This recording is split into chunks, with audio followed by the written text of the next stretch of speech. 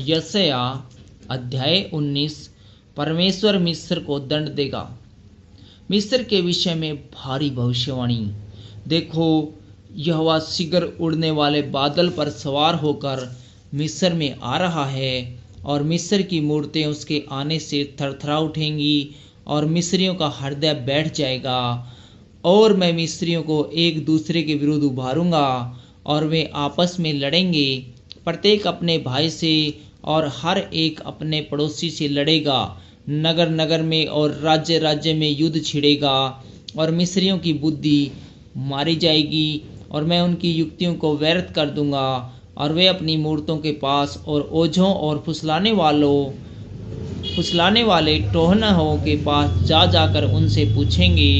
परंतु मैं मिस्रियों को एक कठोर स्वामी के हाथ में कर दूंगा और एक क्रूर राजा उन पर प्रभुता करेगा। प्रभु सेनाओं के यहोवा की यही वाणी है।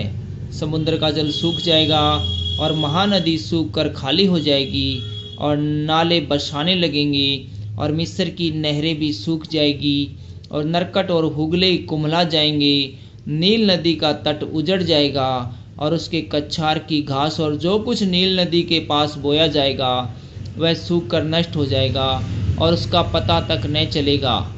सब मछुए जितने नील नदी में बंसी डालते हैं विलाप करेंगे और लंबी लंबी सांसें लेंगे और जो जल के ऊपर जाल फेंकते हैं वे निर्बल हो जाएंगे। फिर जो लोग धुने हुए सन से काम करते हैं और सूत से बुनते हैं उनकी आशा टूट जाएगी।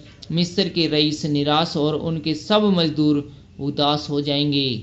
निश्चय सोवन के सब हाकिम मूर्ख है और फिरौन के बुद्धिमान मंत्रियों की युक्ति पशु की सी ठहरी।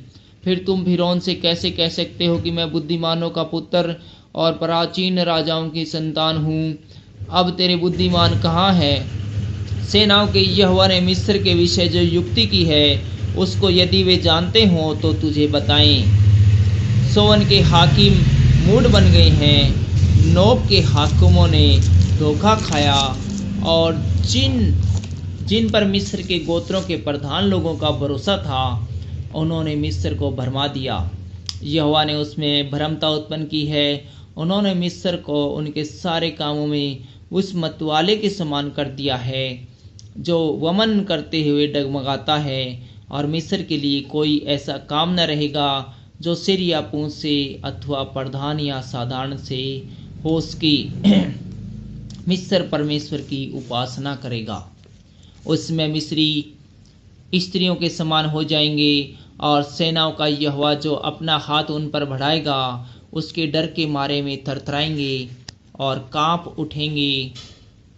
और यहूदा का देश मिस्र के लिए यहाँ तक भय का कारण होगा कि जो कोई उसकी चर्चा सुनेगा वह थरथरा उठेगा। सेनाओं के यहोवा की उस युक्ति का यही फल होगा जो वह मिस्र के विरुद्ध करता है। उसमें मिस्र देश में 5 नगर होंगे जिनके लोग कन्नान की भाषा बोलेंगे और यहोवा की शपथ खाएंगे। उनमें से एक का नाम नाश नगर रखा जाएगा।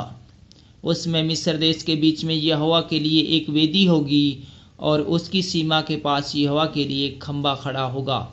वह मिस्र देश में सेनाओं के यहोवा के लिए चिन्ह और साक्षी ठहरेगा। और जब वे अंधेर करने वालों के कारण यहोवा की दुहाई देंगे तब वह उनके पास एक उद्धारकर्ता और रक्षक भेजेगा और उन्हें मुक्त करेगा। तब यहोवा अपने आप को मिस्रियों पर प्रकट करेगा और मिस्री उस समय यहोवा को पहचानेंगे और मेल बलि और अन्न बलि चढ़ाकर उसकी उपासना करेंगे और यहोवा के लिए मन्नत मानकर पूरी भी करेंगे। यहोवा मिस्रियों को मारेगा, वह मारेगा और चंगा भी करेगा और वे यहोवा की ओर फिरेंगे और वह उसकी विनती सुनकर उनको चंगा करेगा। उसमें मिस्र से असुर जाने का एक राजमार्ग होगा। उस समय मिस्र से असुर जाने का एक राजमार्ग होगा और असुरी मिस्र में आएंगे और मिस्री लोग असुर को जाएंगे और मिस्री असुरियों के संग मिलकर आराधना करेंगे। उस समय इज़राइल, मिस्र और असुर तीनों मिलकर पृथ्वी के लिए आशीष का कारण होंगे, क्योंकि सेनाओं का यहोवा उन तीनों को यह कहकर आशीष देगा, धन्य हो मेरी प्रजा मिस्र और मेरा रचा हुआ असुर और मेरा निज भाग इज़राइल। Thank you.